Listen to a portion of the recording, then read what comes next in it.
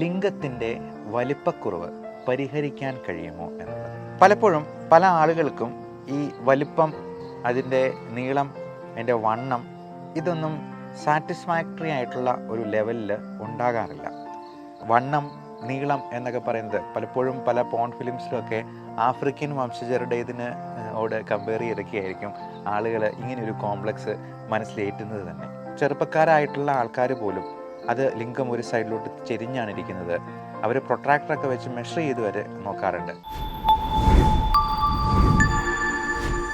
എനിക്ക് ഒരുപാട് ആളുകൾ മെസ്സേജ് അയച്ച് ചോദിച്ചൊരു സംശയമാണ്, ലിംഗത്തിൻ്റെ വലിപ്പക്കുറവ് പരിഹരിക്കാൻ കഴിയുമോ എന്നുള്ളത്. അത് നമ്മൾ ഒരുപാട് അതിനെക്കുറിച്ച് സെർച്ച് ചെയ്തു, മനസ്സിലാക്കി, പഠിച്ചു. അതിനുശേഷമാണ് ഞാൻ ഇങ്ങനൊരു വീഡിയോ ചെയ്യാം എന്ന് തീരുമാനിച്ചത് തന്നെ. പലപ്പോഴും പല ആളുകൾക്കും ഈ വലിപ്പം, അതിൻ്റെ നീളം, അതിൻ്റെ വണ്ണം ഇതൊന്നും സാറ്റിസ്ഫാക്ടറി ആയിട്ടുള്ള ഒരു ലെവലിൽ ഉണ്ടാകാറില്ല. അത് പലപ്പോഴും അവരുടെ ലിംഗത്തിന് ആവശ്യത്തിന് വണ്ണമില്ലാത്തത് കൊണ്ടോ വലുപ്പമില്ലാത്തത് കൊണ്ടോ ഒന്നുമല്ല. നമുക്ക് നമ്മുടെ ആകമൊത്തമുള്ള നീളം, പൊക്കം കൂട്ടാനായിട്ട് പല വിധത്തിലുള്ള വ്യായാമങ്ങൾ ചെയ്യാം. പല വിധത്തിലുള്ള സ്റ്റിറോയിഡ് മരുന്നുകൾ, ഹോർമോൺ ഗുളികകൾ അല്ലെങ്കിൽ ഹോർമോൺ മരുന്നുകൾ കൊടുക്കാം. പ്രോട്ടീൻ റിച്ച് ആയിട്ടുള്ള ഫുഡ് കൊടുക്കാം.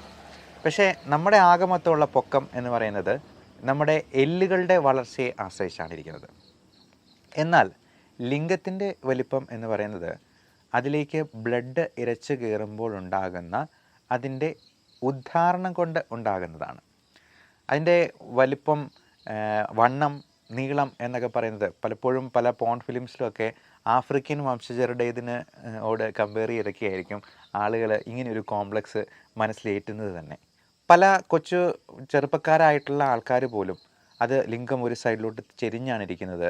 അവർ പ്രൊട്രാക്ടറൊക്കെ വെച്ച് മെഷർ ചെയ്ത് വരെ നോക്കാറുണ്ട്. സ്കെയിൽ വെച്ച് മെഷർ ചെയ്യുന്നവരുണ്ട്. അതുപോലെ ശുക്ലത്തിൻ്റെ അളവ് വളരെ കുറവാണ് എന്ന് കംപ്ലൈൻറ്റ് പറയുന്നവരുണ്ട്. എന്നാൽ പലപ്പോഴും നമ്മൾ പരിശോധിച്ച് നോക്കുമ്പോൾ മനസ്സിലാവുന്നത് ഇവർക്ക് അങ്ങനെ വലിയ പ്രശ്നങ്ങളൊന്നുമില്ല എന്നുള്ളത് തന്നെയാണ്. എന്നാൽ പ്രശ്നങ്ങളുള്ളവർക്ക് നമ്മളതിന് കൃത്യമായിട്ടുള്ള ട്രീറ്റ്മെൻറ്റ് കൊടുക്കുകയും ആ പ്രശ്നത്തിൽ നിന്ന് പൂർണ്ണമായിട്ട് പരിഹരിച്ചെടുക്കുകയും ചെയ്യും. പലപ്പോഴും ഈ സെമൻ്റെ അളവ്, സ്പേം കൗണ്ട് നോക്കുമ്പോഴേക്കും അല്ലെങ്കിൽ അതിൻ്റെ മോട്ടിലിറ്റി നോക്കുമ്പോൾ അതിൽ പ്രശ്നങ്ങളുണ്ടെങ്കിൽ, കൗണ്ട് കുറവാണെങ്കിൽ അതിന് പല മരുന്നുകളിലൂടെയും നമുക്ക് കൗണ്ട് നോർമലാക്കിയെടുക്കാൻ കഴിയും. അതേപോലെ ഉദ്ധാരണക്കുറവിനും ശീഘ്രസ്ഖലനത്തിനുമൊക്കെ നമുക്ക് കൃത്യമായിട്ടുള്ള ചികിത്സ വഴി പൂർണ്ണമായിട്ടും പരിഹാരം എടുക്കാം. അതിന് ആവശ്യമായിട്ടുള്ള ടെസ്റ്റുകൾ ആദ്യം ചെയ്തതിന് ശേഷം വേണമെന്ന് മാത്രം.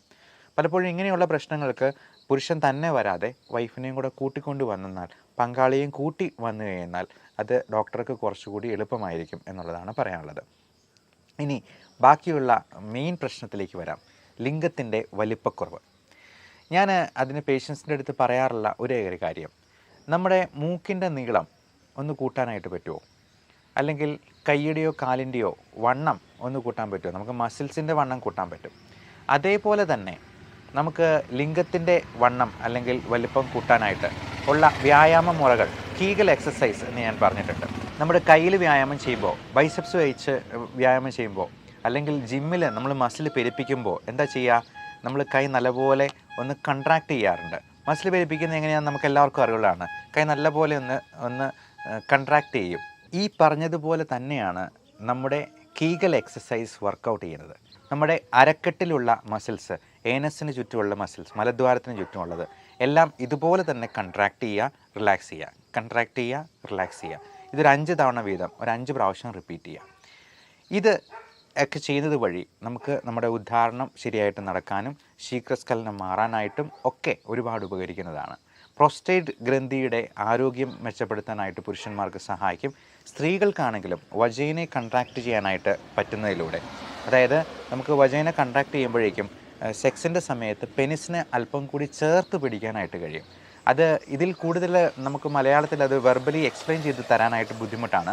നിങ്ങൾക്ക് കീഗൽ എക്സസൈസ് എന്ന് തന്നെ ഗൂഗിൾ ചെയ്തെന്നാൽ അതിൻ്റെ ഇമേജസ് ആയിട്ട് നോക്കിയെന്നാൽ നമുക്ക് അതിൻ്റെ പല പിക്ചർ റെപ്രസെൻറ്റേഷനും നമുക്ക് കാണാൻ പറ്റുന്നതാണ്, ഡെമോൺസ്ട്രേഷനായിട്ട് കാണാൻ പറ്റും. അപ്പോൾ ഇത് സിമ്പിളാണ്. നമ്മൾ സെക്സ് ചെയ്യുന്ന സമയത്താണെങ്കിലും ഈ പെനിസിനെ ചേർത്ത് പിടിക്കാൻ പാകത്തിന് ഈ വജൈനയുടെ വോൾ ഒന്ന് കൺട്രാക്റ്റ് ചെയ്ത് പിടിക്കുന്നത്, നമ്മൾ ഈ കൈ ചുരുക്കുന്നത് പോലെ കൺട്രാക്റ്റ് ചെയ്യുന്ന പോലെ തന്നെ ചെയ്യുന്നാൽ പെനിസിനെ നമുക്ക് ചേർത്ത് പിടിക്കുകയും അത് ഇരു കൂട്ടർക്കും ഇരു പങ്കാളികൾക്കും കൂടുതലായിട്ടുള്ള ഫ്രിക്ഷൻ അല്ലെങ്കിൽ പെനിസും വജൈനൽ ലൈനിങ് തമ്മിലുള്ള കോണ്ടാക്റ്റ് കൂട്ടാനായിട്ടും അത് കൂടുതലായിട്ടുള്ള സന്തോഷം പ്രദാനം ചെയ്യാനായിട്ടും സഹായിക്കും. പലപ്പോഴും ഇതിനെക്കുറിച്ചൊക്കെ സംസാരിക്കാനൊക്കെ ആൾക്കാർക്ക് മടിയാണ്. എൻ്റെ തന്നെ അടുത്ത ആൾക്കാർ പലപ്പോഴും ചോദിച്ചിട്ടുണ്ട്, ഇത്തരത്തിലുള്ള കാര്യങ്ങളെ പറ്റിയൊക്കെ നല്ല പ്രായമുള്ള വേറെ എക്സ്പേർട്ടായിട്ടുള്ള ആൾക്കാർ പറയില്ലേ എന്ന്. എന്തിനങ്ങനെ മടിക്കുന്നു എന്ന് ഞാൻ തന്നെ എന്നടുത്ത് ചോദിച്ചു. അപ്പോൾ എനിക്ക് തോന്നിയ കാര്യം, ഇപ്പോൾ പലപ്പോഴും ആളുകൾക്ക് ഇതിനെക്കുറിച്ച് പറയാനുള്ള സ്റ്റിഗ്മയുണ്ടെന്നുണ്ടെങ്കിൽ അത് മാറ്റിയെടുക്കേണ്ടത് നമ്മുടെ യുവതലമുറയുടെ ഒരു ആവശ്യം കൂടെയാണ്. അതിനെക്കുറിച്ച് സംസാരിക്കാനായിട്ട് ഞാൻ യാതൊരു മടിയും കാണിക്കാറില്ല. അത് നമ്മുടെ ഉത്തരവാദിത്തത്തിൽപ്പെട്ട ഒരു കാര്യമാണെന്ന് ഞാൻ വിചാരിക്കുകയും ചെയ്യുന്നു.